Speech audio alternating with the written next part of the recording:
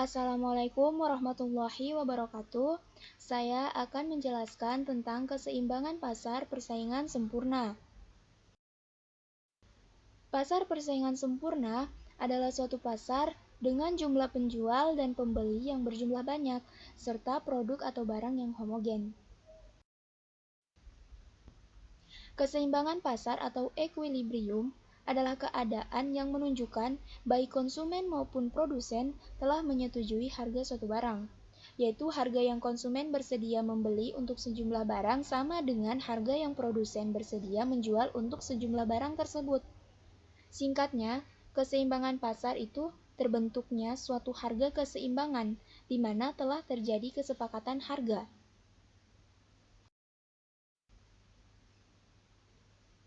Pada hakikatnya, terdapat dua tingkat equilibrium di pasar persaingan sempurna. Yang pertama, equilibrium produsen secara individual. Dalam pasar persaingan sempurna, produsen dikatakan mencapai equilibrium apabila memperoleh keuntungan maksimum. Yang kedua, equilibrium pasar secara keseluruhan. Pasar secara keseluruhan akan mencapai equilibrium jika seluruh output dari tiap produsen berada dalam equilibrium dan jumlah output tersebut sama dengan jumlah permintaan konsumen. Adapun jika dilihat dari periode waktu, equilibrium di pasar persaingan sempurna terbagi menjadi dua. Yang pertama, equilibrium jangka pendek, dengan asumsi produsen tidak bisa menambah kapasitas produksi dan tidak ada produsen baru yang memasuki pasar. Yang kedua, equilibrium jangka panjang, dengan asumsi produsen mampu menambah kapasitas produksi dan di saat yang sama terdapat kesempatan bagi produsen baru untuk memasuki pasar.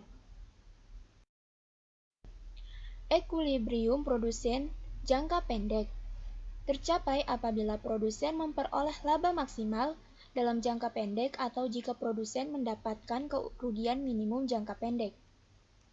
Yang pertama, keseimbangan jangka pendek terpenuhinya keuntungan maksimum dengan syarat marginal cost sama dengan marginal revenue sama dengan harga. Marginal cost sama dengan marginal revenue. Ingat, jika di pasar persaingan sempurna, harga sama dengan marginal revenue. Oleh karena itu, bisa diambil kesimpulan bahwa laba maksimum jangka pendek tercapai ketika marginal cost sama dengan marginal revenue sama dengan harga. Yang kedua, kurva marginal cost harus dalam posisi naik, sebab jika sebaliknya yang didapatkan adalah kerugian maksimal. Yang ketiga, harga lebih besar dari average cost. Berdasarkan kurva tersebut, yang pertama, keuntungan maksimum jangka pendek tercapai apabila marginal cost sama dengan marginal revenue. Lihat di titik D. Lihat juga pada titik F. Sebenarnya titik F itu juga bersinggungan dengan marginal revenue, namun posisi marginal cost saat itu menurun. Yang kedua, titik C merupakan titik yang memenuhi syarat harga lebih besar dari average cost. Yang ketiga, dengan harga sebesar P dan output sebanyak Q1, produsen akan memperoleh keuntungan maksimum sebesar area ABCD. Bisa dilihat pada kurva tersebut. Yang kedua, keseimbangan jangka pendek, terpenuhinya kerugian minimum. Syaratnya, marginal cost sama dengan marginal revenue sama dengan harga. Yang kedua, kurva marginal cost naik ke atas. Yang ketiga, harga lebih besar daripada average variable cost. Sebenarnya, syarat terpenuhinya kerugian minimum di pasar persaingan sempurna ini sama dengan terpenuhinya keuntungan maksimum. Yang membedakan hanya syarat yang ketiga, di mana P lebih besar daripada average variable cost.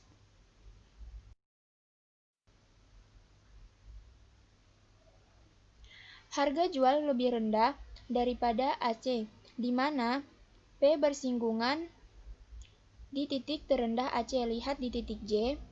Dari situ ditarik garis sejajar dengan sumbu horizontal dan didapatkan garis JK.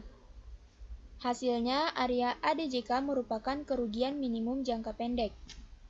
Dilihat pada kurva. break-even point dan shutdown point. Break-even point atau titik impas adalah titik di mana produsen tidak memperoleh keuntungan dari penjualan produk. Kondisi ini terjadi apabila harga pokok sama dengan titik minimum average cost. Kurva tersebut menunjukkan ketika harga produk turun ke titik minimum AC, lihat di titik H, saat itulah produsen berada dalam titik impas. Shutdown point adalah titik di mana harga produk sama dengan minimum average variable cost. Kurva itu menunjukkan titik shutdown point terletak di titik M. Kondisi tersebut merupakan titik krusial, di mana produsen mesti mengambil keputusan apakah akan menghentikan produksi atau tidak. Perlu diketahui bahwa dalam jangka panjang terdapat dua asumsi yang harus diperhatikan. Yang pertama, kesempatan bagi produsen untuk mengubah kapasitas produksi. Yang kedua, kesempatan bagi produsen lain untuk keluar masuk pasar.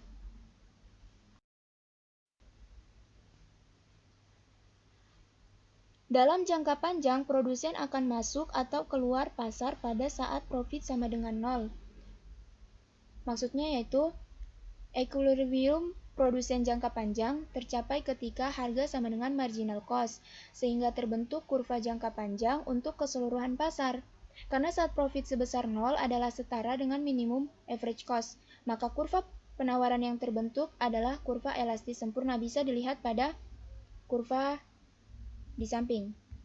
Yang kedua, setiap harga lebih besar minimum average cost akan menghasilkan profit, sehingga mendorong produsen lain untuk memasuki pasar dan menambah kuantitas produksi yang ditawarkan. Sebaliknya, sementara jika harga lebih kecil dari minimum average cost, maka akan mendorong produsen keluar pasar atau mengurangi kuantitas penawaran produk.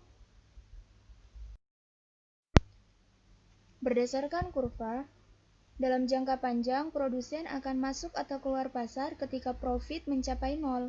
Pada saat tersebut, harga sama dengan minimum average cost. Dilihat pada kurva yang sebelah kiri.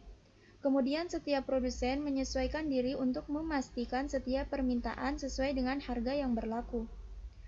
Konsekuensinya, kurva penawaran jangka panjang di pasar persaingan sempurna berbentuk garis lurus mendatar atau elastis sempurna. Terima kasih. Wassalamualaikum warahmatullahi wabarakatuh.